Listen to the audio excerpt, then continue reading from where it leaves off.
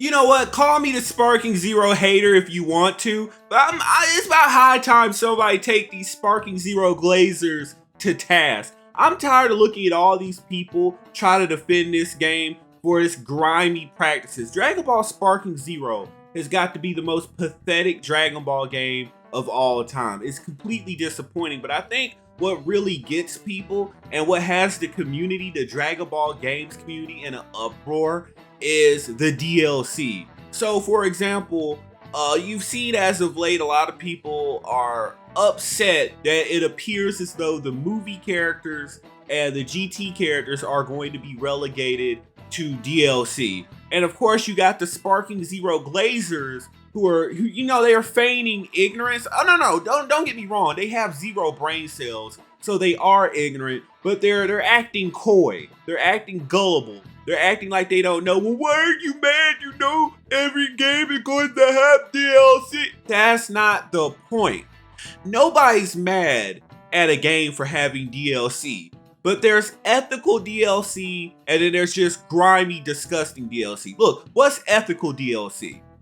Characters that you haven't seen before in a Dragon Ball game. So, for example, if they wanted to say GT characters were going to be DLC, and they still had GT characters in the base game, let's say those DLC characters were characters that you had never seen before, like Oceana Shenron, or GT Goten, or Baby. And I mean actual Baby, not just like Baby Vegeta, but actual Baby in his actual authentic liquid form. And you got him from his base form, and his teen middle form, and that final form where he escaped Vegeta and Goku blew him up. Let's say you get all that as DLC. Let's say you get, I don't know if they would have Haze Shenron, Rage Shenron, all the other Shenron characters, again, Oceana Shenron.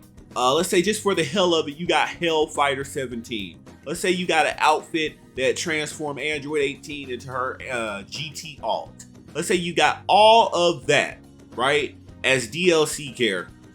That would be fine, because that's never before seen content. Let's say you got, let's say Chi-Chi is in the game, you got her GT alt. General Rildo, anybody? Let's finally get General Rildo in all of his forms in the game. Legic, General Muchi Muchi. I mean, characters like that have never been in a Dragon Ball game. Now, what would happen to all the other characters? Characters like Super Saiyan 4 Goku, Kid Goku, GT Vegeta, SS4 Vegeta, but characters that have already made an appearance, especially on Xenoverse 2. Especially because that's an ongoing game. That's an ongoing game, so I shouldn't be able to go over and see in Xenoverse 2, especially if they're in the base game. Those should not be characters that are up for DLC in Sparking Zero. They should be base game. They should be grandfathered in as base game characters. That is why people are mad. The movie characters, the same thing goes down. There's no excuse that every Z movie character should not be in this game, base game. Now, what would it be a problem if you say had, Android 14 and 15, since they're not in a modern Dragon Ball game yet. They haven't made the jump from PS3 Raging Blast 2 up to modern games right now. Let's say you wanted to make them DLC, fine. But Android 13 and Super 13 should be base game. Cooler, his Armored Squadron. If you want to make his Armored Squadron DLC, they haven't been in since Raging Blast 2. If you want to make them DLC, but Cooler himself should be base game. Metacooler, base game. Janemba, base game. Pycon, base game. Bojack, base game. Now, if you wanted to go in and say, okay, we want to put the rest of Bojack's crew in the game, especially the characters besides Zanya. Okay, they could be DLC. I would say Zanya should be in the base game. But if you want to make her DLC too, cool. But Bojack himself, especially since he's been in an ongoing game, Xenoverse 2, base game. He should have been base game unquestioned for Sparking Zero. For the idiots that are still going to buy that game. Bardock, okay, wait, he's in the game.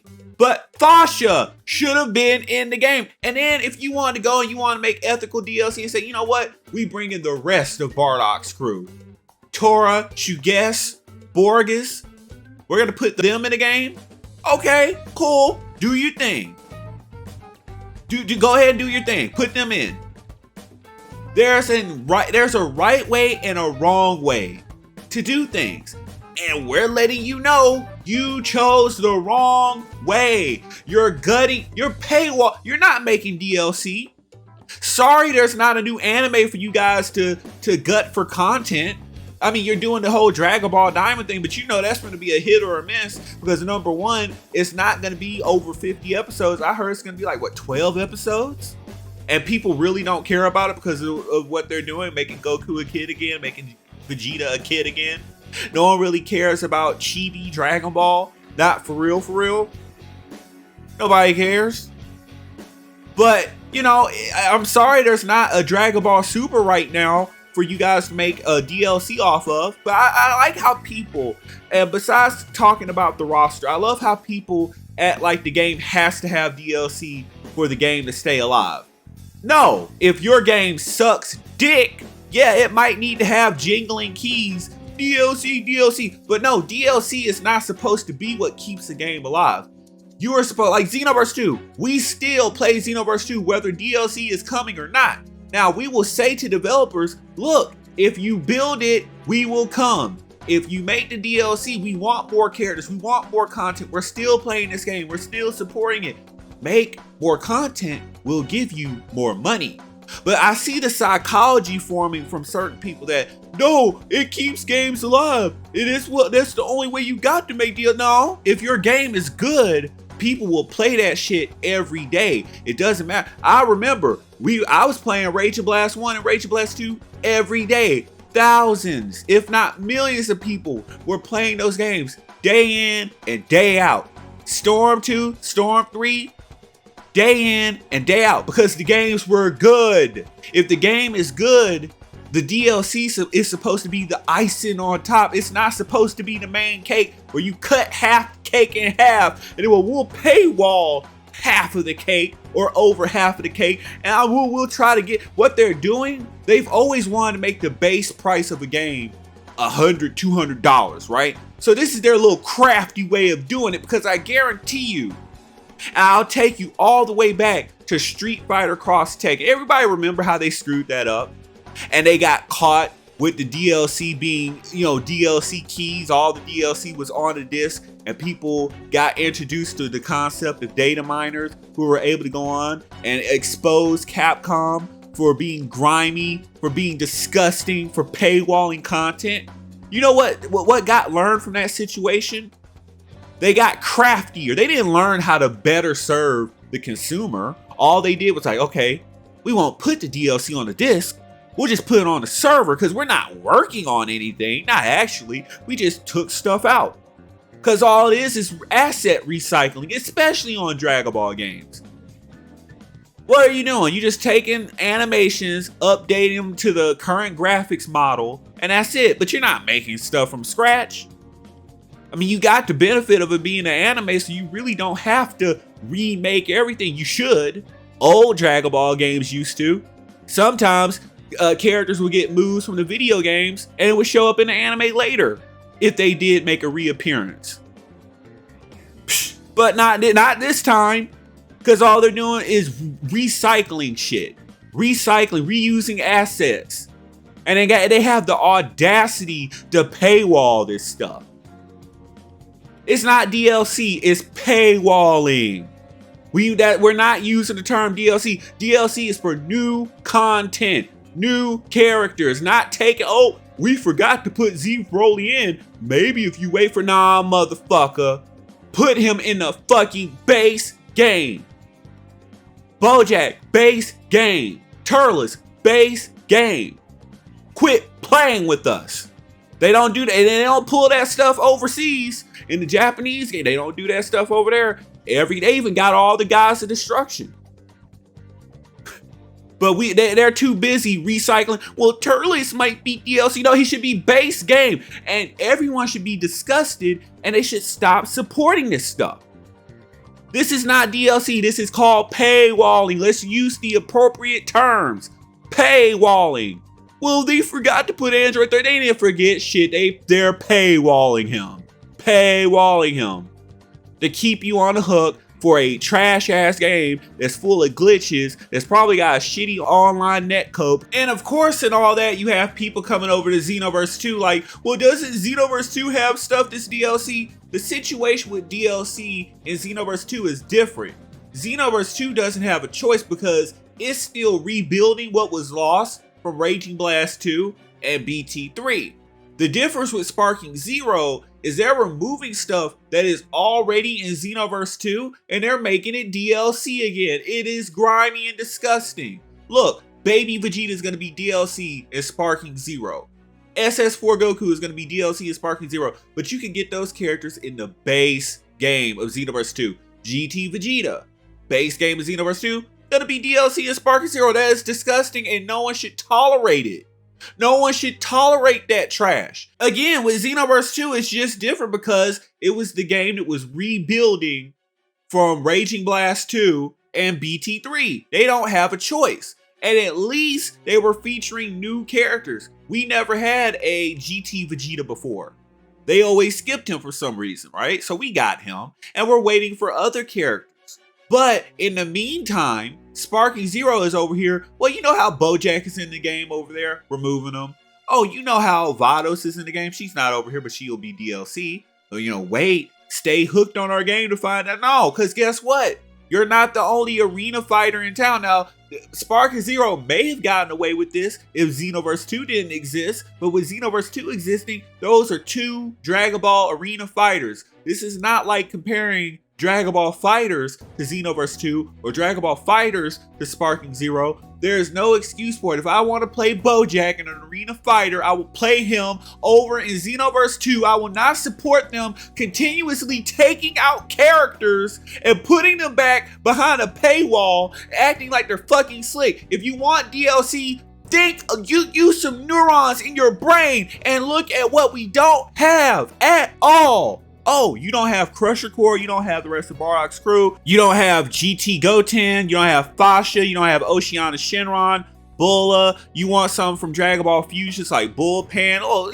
we'll toss that what if in there for you, just to spice up the game a little bit. I don't know. You want the Gods of Destruction, Halesh, you want the rest of the Gods of Destruction, Liquor, I don't know. Let's throw them in the game too to spice it up. Oh, you want the angels? You want all the angels to those Gods of Destruction? Sure, those be DLC. That's cool. No one's gonna complain about that. But we're tired of seeing the same characters over and over and over and over again that should have been grandfathered in the base game of every Dragon Ball game at this point. They should not be DLC. We are tired of not covering new ground. And that doesn't just go for Sparking Zero, that goes for all Dragon Ball games, but especially Sparking Zero. Again, what I'm saying applies to everything. We are tired of the same old song and dance, the same old characters. We're tired of you paywalling them. Use some neurons in your brain and make these characters, these new characters that people are waiting on, make them DLC.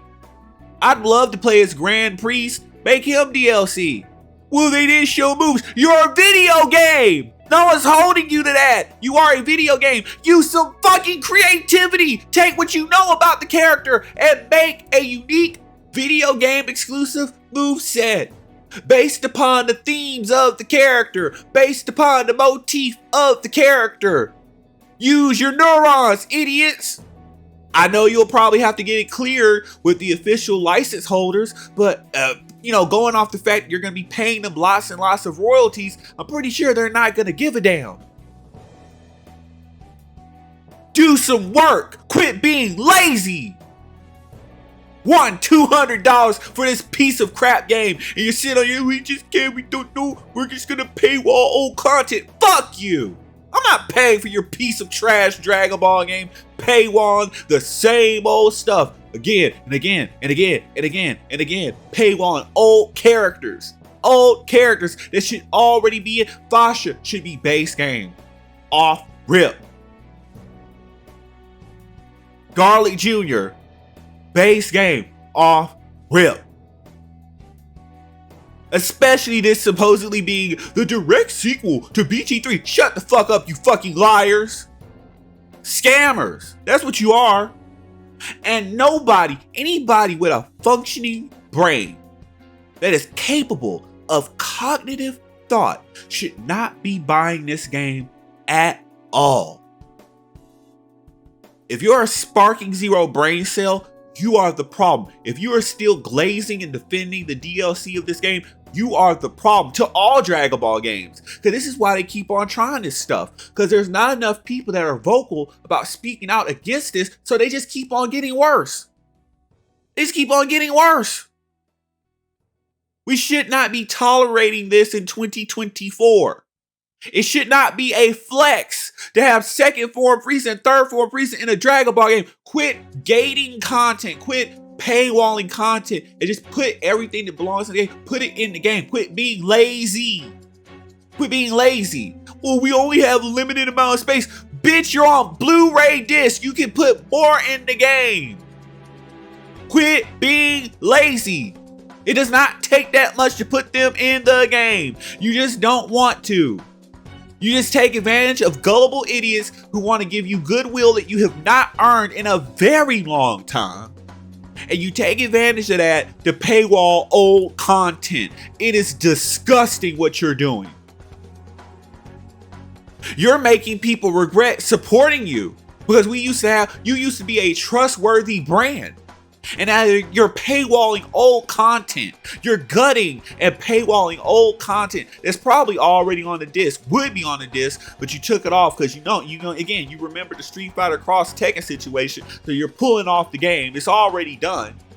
And you're just paywalling it. And it's not new content, it's old content. That's the problem with GT and movie DLC. We want new ground covered, not same old trash. There's new characters, not just from Dragon Ball Super with the D-list characters like Konkusa and Roshi that you just so quickly threw in the game.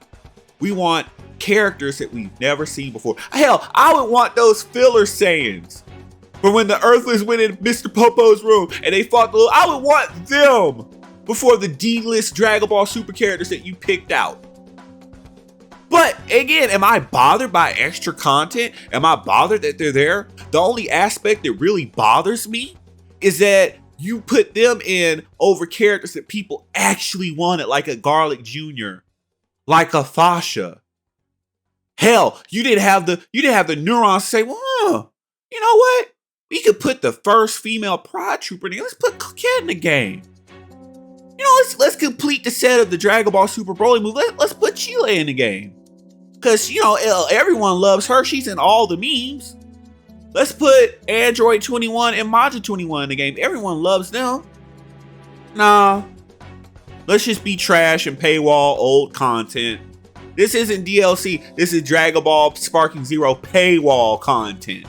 And that's what we're going to be referring to it as from now on. Hit the subscribe button. We out. This game is garbage. Put it in the trash can. Put it in the trash compactor. Put it at the bottom of the damn landfill.